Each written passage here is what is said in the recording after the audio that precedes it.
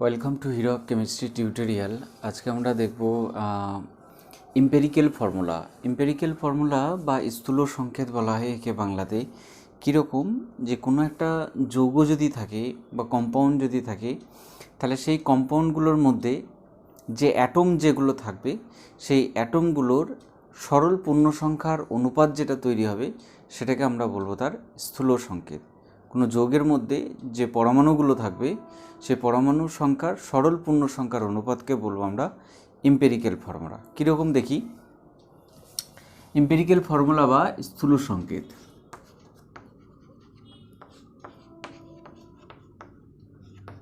Empirical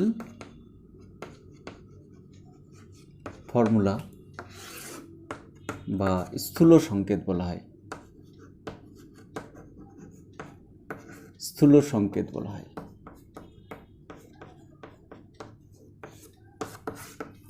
empirical formula বা স্থূল সংকেত বলা হয়। যেমন ধরো আমি একটা নিয়ে নিচ্ছি, ধরো অ্যাসিটিক অ্যাসিড নিলাম, CH3COOH, এটা হয়ে গেলে এর আণবিক সংকেত, এটা হয়ে গেলে এর আণবিক সংকেত। ওকে, এটা হয়ে গেলে এর আণবিক সংকেত বা মলিকুলার ফর্মুলা, আণবিক সংকেত বা মলিকুলার ফর্মুলা। তাহলে এখানে দেখো কার্বন আছে তোমার দুটো, হাইড্রোজেন আছে চারটে, আর অক্সিজেন আছে দুটো। এদের সিম্পল রেশিও যদি বের করি, সিম্পল রেশিও যদি বের করি তাহলে এখানে 1, এখানে 2 আর এখানে 1। তাহলে ইম্পেরিক্যাল ফর্মুলা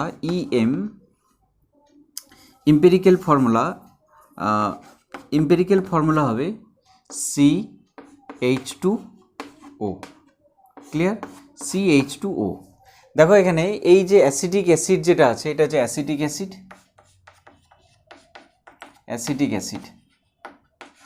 অ্যাসিটিক অ্যাসিডের মলিকুলার ফর্মুলা হচ্ছে CH3COOH।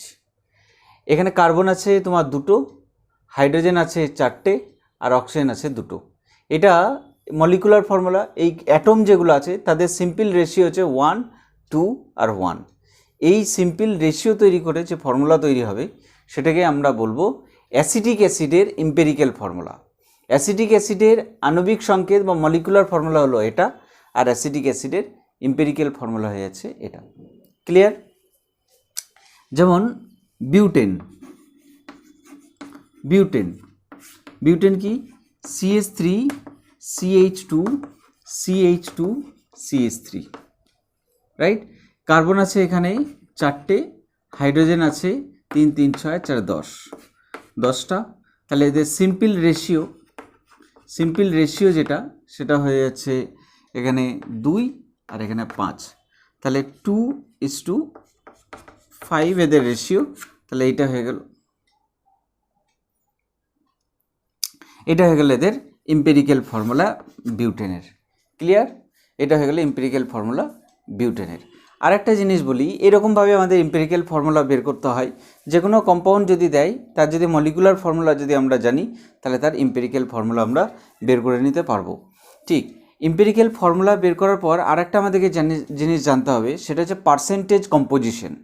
অর্থাৎ কোনো একটা যৌগের মধ্যে শতকরা কোনো একটা এলিমেন্ট যেগুলো থাকবে, যে কম্পোজিশন যেগুলো থাকবে, শতকরা কী পরিমাণ থাকবে সেটাকে আমাদেরকে বের করতে হবে। কি বললাম?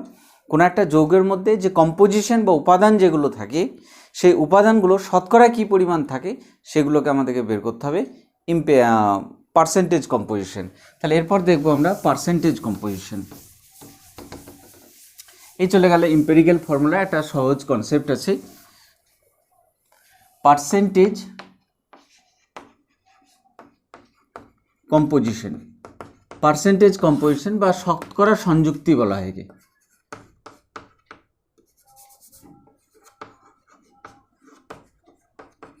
শতকরা সংযুক্তি বলা হয়। কোনো একটা যৌগের মধ্যে উপাদানগুলো কত পার্সেন্ট থাকবে, শতকরা কী পরিমাণ থাকবে সেটাকে বের করতে হবে। এখানে আমি লিখে দিচ্ছি, কোনো যৌগের যৌগের মধ্যে উপস্থিত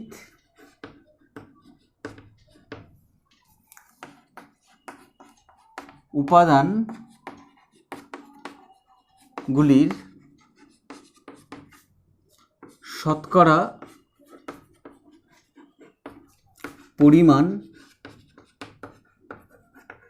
পরিমাণ নির্ণয় করাকে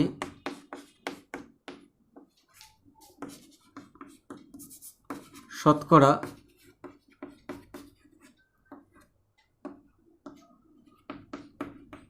সংযুক্তি বলা হয়।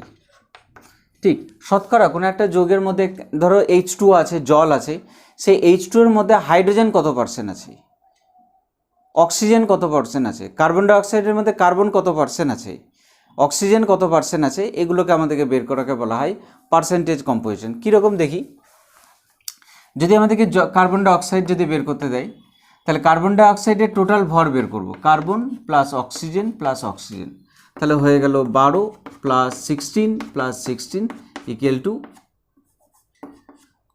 44। ক্লিয়ার? এটা চলে গেল এর টোটাল পরিমাণ এত গ্রাম। ঠিক, এই 44 গ্রামের মধ্যে কার্বন কত পার্সেন্ট আছে, অক্সিজেন কত পার্সেন্ট আছে, এটাকেই বের করাকে বলা হয় পার্সেন্টেজ কম্পোজিশন বলা হয়। রাইট? আমরা যদি কার্বন ডাইঅক্সাইড যদি দেখি, তাহলে দেখো এখানে কার্বন কত পার্সেন্ট হলো, পার্সেন্টেজ কার্বন ইকুয়াল টু কত হবে, 12 গ্রাম বাই 44 ইন্টু 100। কী করে বের করলাম, 44 গ্রাম কার্বন ডাইঅক্সাইডে কার্বন থাকছে 12 গ্রাম, 1 গ্রামে থাকছে 12 বাই 44, 100 গ্রামে কত ইন্টু 100, এই যেটা বেরোবে এটাই হয়ে যাবে পার্সেন্টেজ কম্পোজিশন। ক্লিয়ার? কোনো একটা যৌগের মধ্যে যে উপাদান যেগুলো থাকবে সেই উপাদানটা কত পার্সেন্ট আছে সেটাকেই বের করাকে বলা হয় পার্সেন্টেজ কম্পোজিশন। এই চলে গেল কার্বনের পার্সেন্টেজ কম্পোজিশন। এবার দেখব অক্সিজেনের পার্সেন্টেজ কম্পোজিশন কত। পার্সেন্টেজ অক্সিজেন দেখো এখানে কটা আছে, দুটো অক্সিজেন আছে, তাহলে দুটো অক্সিজেন হলে 32, টোটাল হচ্ছে আমার 44 ইন্টু 100, এই যেটা চলে গেল এটা চলে গেল অক্সিজেনের পার্সেন্টেজ কম্পোজিশন। ঠিক একইভাবে জলের ক্ষেত্রে বের করব, জল হচ্ছে টোটাল 18 গ্রাম, তাহলে পার্সেন্টেজ হাইড্রোজেন কত, হাইড্রোজেন আছে তোমার 2 গ্রাম, টোটালে 18 গ্রামের মধ্যে হাইড্রোজেন আছে 2 গ্রাম। তার কারণ কি, হাইড্রোজেন দুটো অ্যাটম আছে, একটা অ্যাটমের মাস হচ্ছে 1 গ্রাম, দুটো অ্যাটম আছে তাহলে 2 গ্রাম হবে, তাহলে 100-এ কত হবে ইন্টু 100, এইটা চলে গেল পার্সেন্টেজ কম্পোজিশন। অক্সিজেনের পার্সেন্টেজ কম্পোজিশন কত, তাহলে 16/18 ইন্টু 100 যেটা যাবে সেটা চলে যাবে পার্সেন্টেজ কম্পোজিশন। এইভাবে আমাদেরকে বের করতে হয় পার্সেন্টেজ কম্পোজিশন। আরও একটা দেখি, ধরো CH3OH এর মাস কত হচ্ছে, কার্বন আছে তোমার একটা কার্বন, হাইড্রোজেন আছে 4টে, 4 ইন্টু হাইড্রোজেন, আর অক্সিজেন আছে একটা, তাহলে 1 ইন্টু অক্সিজেন, তাহলে কত হলো 12 প্লাস 4 প্লাস 16 হলো, তাহলে 16 32, 32 গ্রাম হচ্ছে এটা, টোটালটার মাস হচ্ছে 32 গ্রাম। তাহলে পার্সেন্টেজ কার্বনের পার্সেন্টেজ বের করব, তাহলে 32 গ্রাম CH3OH এর মধ্যে কার্বন থাকছে কত, কার্বন থাকছে 12 গ্রাম হলো, 1 গ্রামে কত থাকছে 12/32 হলো, আর 100 গ্রামে কত 12/32 ইন্টু 100। ক্লিয়ার? যে অ্যাটম জটা থাকবে তার মাসটাকে উপরে লিখব, বাই টোটাল মাসটাকে নিচে লিখব, ইন্টু 100 করে দেবো, এটা চলে গেল। ঠিক এখানে অক্সিজেনের পার্সেন্টেজ কত, পার্সেন্টেজ অক্সিজেন আছে 16 গ্রাম, টোটাল হচ্ছে 32 ইন্টু হয়ে গেল 100, বোঝা গেল। হাইড্রোজেন কত পার্সেন্ট আছে, হাইড্রোজেন আছে টোটাল 4টে, তাহলে 4/32 ইন্টু 100, এটা চলে গেল পার্সেন্টেজ কম্পোজিশন। আমরা কেন বললাম, প্রথমে আমি দেখালাম এম্পিরিক্যাল ফর্মুলা, তারপর দেখালাম পার্সেন্টেজ কম্পোজিশন। কারণ এম্পিরিক্যাল ফর্মুলা বের করতে যদি পারি তাহলে পার্সেন্টেজ কম্পোজিশন বের করতে পারবো, আর পার্সেন্টেজ কম্পোজিশন যদি পারি এরপরে যে নিউমেরিক্যাল যেগুলো দেয়, যে কোনো একটা কোশ্চেনের মধ্যে দিয়ে দেবে একটা, তাদের পার্সেন্টেজ কম্পোজিশন দিয়ে দেবে, সেখান থেকে আমাদেরকে এম্পিরিক্যাল ফর্মুলা বের করতে হবে। আবার এম্পিরিক্যাল ফর্মুলা বের করার সঙ্গে সঙ্গে আবার আমাদেরকে আরেকটা ওর সঙ্গে জুড়ে দেবে, যে তার মলিকুলার ফর্মুলা লিখো, আণবিক সংকেত কত হবে সেগুলোকেও বের করতে হবে। এই ধরনের কোশ্চেন, যে একটা কোশ্চেনের মধ্যে পার্সেন্টেজ কম্পোজিশন দেওয়া থাকবে, এম্পিরিক্যাল ফর্মুলা বের করো, হলো। মোলার মাস আমাকে বলে দেবে, দিয়ে বলবে মলিকুলার ফর্মুলা কী হবে বের করো। ওকে, এখানে দেখো একটা নিউমেরিক্যাল এখানে দিয়েছে। নিউমেরিক্যালটা কী দিয়েছে আগে দেখি, তোমরা আগে ভিডিওটা পজ করো, দিয়ে ভিডিওটা পজ করে আগে নিউমেরিক্যালটাকে লিখো। দেখো আমি কি বলছি। একটা যৌগের এম্পিরিক্যাল ফর্মুলা বা স্থূল সংকেত হলো CF2 এবং মোলার ভর হলো 200 গ্রাম পার মোল। যৌগটির মলিকুলার ফর্মুলা নির্ণয় করো বা আণবিক সংকেত নির্ণয় করো। একটা যৌগ দিয়ে দিয়েছে, তার স্থূল সংকেত বলে দিয়েছে CF2 এবং তার মোলার ভর বলে দিয়েছে 200 গ্রাম পার মোল। তাহলে যৌগটার আণবিক সংকেত কী হবে? এম্পিরিক্যাল ফর্মুলা আমার দেওয়া আছে, আর যৌগটার আণবিক ভরও দিয়ে দিয়েছে বা মোলার ভরও দিয়ে দিয়েছে। যৌগটার আণবিক সংকেত কী সেটাকে আমাদেরকে বের করতে হবে। দেখো এখানে, তাই ফার্স্ট অফ অল আমাদেরকে যেটা করতে হবে, যে এম্পিরিক্যাল ফর্মুলা যেটা দিয়ে দিয়েছে, তাহলে এম্পিরিক্যাল ফর্মুলা মাস আমাদেরকে বের করতে হবে, যে এম্পিরিক্যাল ফর্মুলা মাসটা কত। তাহলে এম্পিরিক্যাল ফর্মুলা হলো এম্পিরিক্যাল ফর্মুলা CF2। তাহলে এম্পিরিক্যাল ফর্মুলা মাস সমান কত? স্থূল সংকেত ভরটা কত? স্থূল সংকেত ভর হচ্ছে C প্লাস 2 ইন্টু F। তাহলে কার্বন হচ্ছে 12 প্লাস 2 ইন্টু এটা। কথা বোঝা গেল? যেহেতু ফ্লোরিন হচ্ছে 19, তাহলে টোটাল ভর হয়ে গেল 50। অ্যাড করে নাও, টোটাল ভর হলো 50 গ্রাম পার মোল। ক্লিয়ার? 50 গ্রাম পার মোলের টোটাল ভর হলো এম্পিরিক্যাল ফর্মুলা মাস। আমাদেরকে মলিকুলার ফর্মুলা মাস দিয়ে দিয়েছে, molecular formula mass equal to দিয়ে দিয়েছে 200 গ্রাম পার মোল। ঠিক, আমাদেরকে empirical formula molecular formula equal to empirical formula into n হচ্ছে একটা ফ্যাক্টর, এন হচ্ছে এখানে একটা ফ্যাক্টর। তাহলে এনের ভ্যালুটাকে আমাকে যদি জানতে পারি তাহলে আমি বের করে নিতে পারবো। তাহলে কত আছে? এন ইকুয়াল টু হচ্ছে molecular formula mass by empirical formula mass. Clear? Molecular formula mass কত? মলিকুলার ফর্মুলা মাস দিয়ে দিয়েছে 200, এম্পিরিক্যাল ফর্মুলা মাস বেরোচ্ছে 50। তাহলে আমাদের বেরোলো 4, এনের ভ্যালু বেরোলো 4। তাহলে বসিয়ে দাও, এম্পিরিক্যাল ফর্মুলা হচ্ছে এটা, CF2 ইন্টু এন ইন্টু 4 এখানে, তাহলে হয়ে গেল C4F8। এটা চলে গেল আমাদের মলিকুলার ফর্মুলা।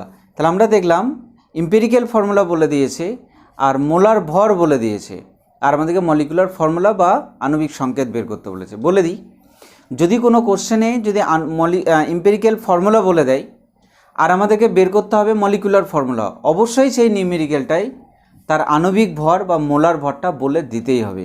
যদি না বলে দেয় তাহলে আমরা এনটা বের করতে পারবো না, আর এন যদি না বের করতে পারি তাহলে মলিকুলার ফর্মুলা আমরা বের করতে পারবো না। নেক্সট এখানে আরেকটাও নিউমেরিক্যাল দিয়েছে। দেখো এখানে নিউমেরিক্যালটা কি বলছে, বলছে the molecular mass of benzene.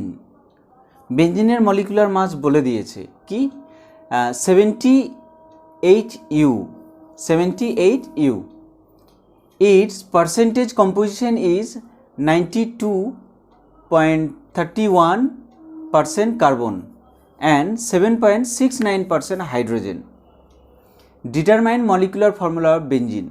তাহলে বেঞ্জিনের এখানে মলিকুলার ফর্মুলা বলে দিয়েছে, মলিকুলার মাস বলে দিয়েছে বা মোলার মাস বলে দিয়েছে, আর বেঞ্জিনের মধ্যে কার্বন আর হাইড্রোজেনের পার্সেন্টেজ কম্পোজিশন বলে দিয়েছে। আমাকে বের করতে বলেছে যে বেঞ্জিনের মলিকুলার ফর্মুলা কী হবে। তাহলে বেঞ্জিনের মলিকুলার ফর্মুলা মাস বলে দিয়েছে, বেঞ্জিন কার্বন আর হাইড্রোজেন দিয়ে তৈরি সেটাও বলে দিয়েছে, আর কার্বন আর হাইড্রোজেনের শতকরার পরিমাণ বলে দিয়েছে। আমাকে বের করতে বলেছে যে বেঞ্জিনের আণবিক সংকেত কী হবে। তো চলো দেখি কিভাবে করতে হয়। ফার্স্ট অফ অল কিভাবে করব,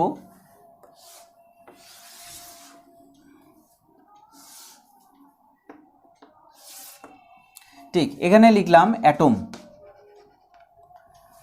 আর এখানে লিখলাম পার্সেন্টেজ কম্পোজিশন, এখানে লিখলাম মোল,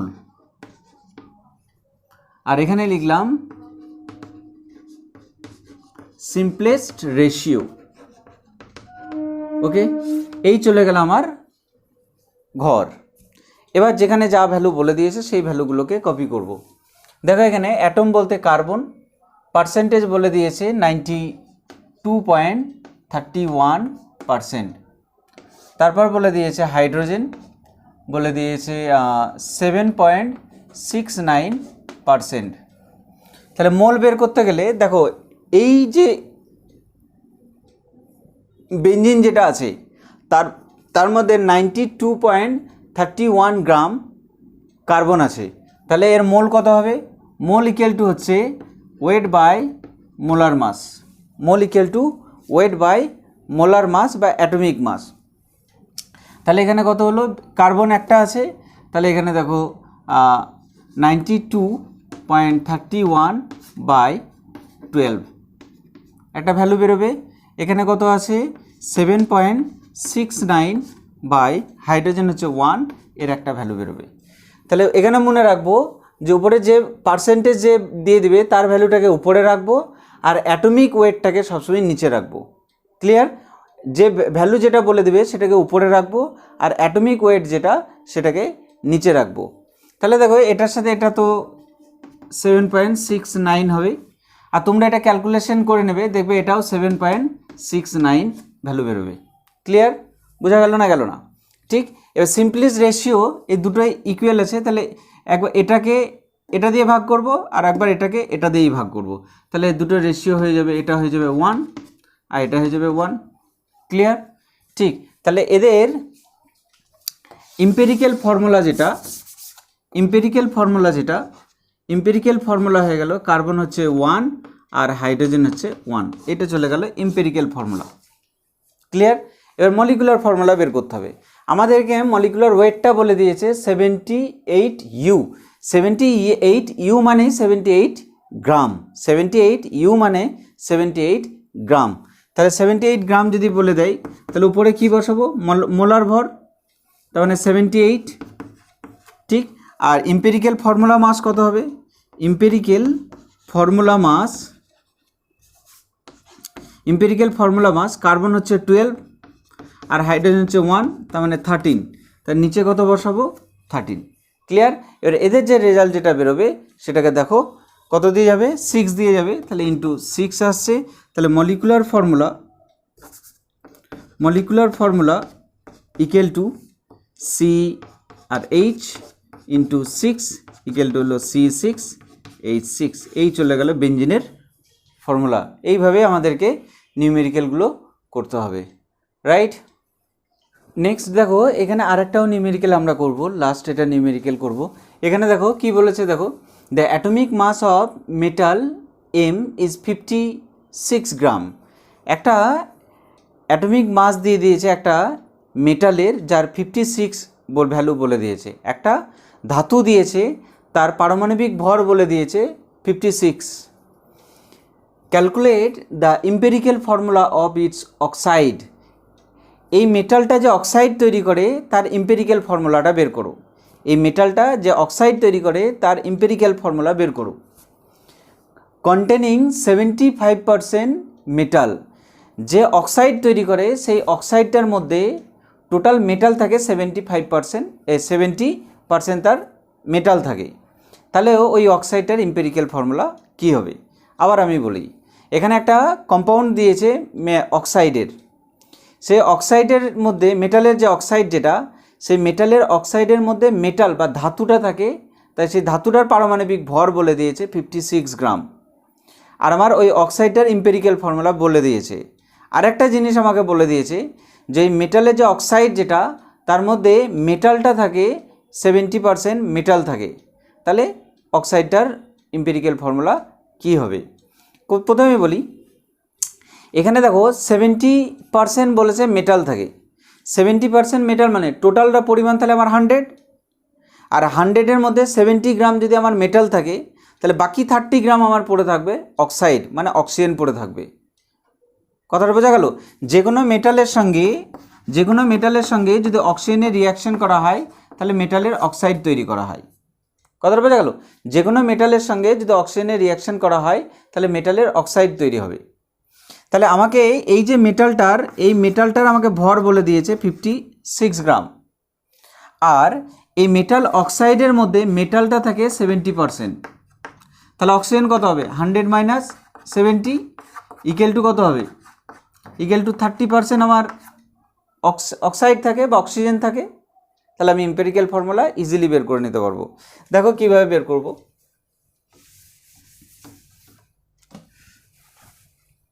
তাহলে এখানে অ্যাটম, এখানে পার্সেন্টেজ কম্পোজিশন, এখানে মোল,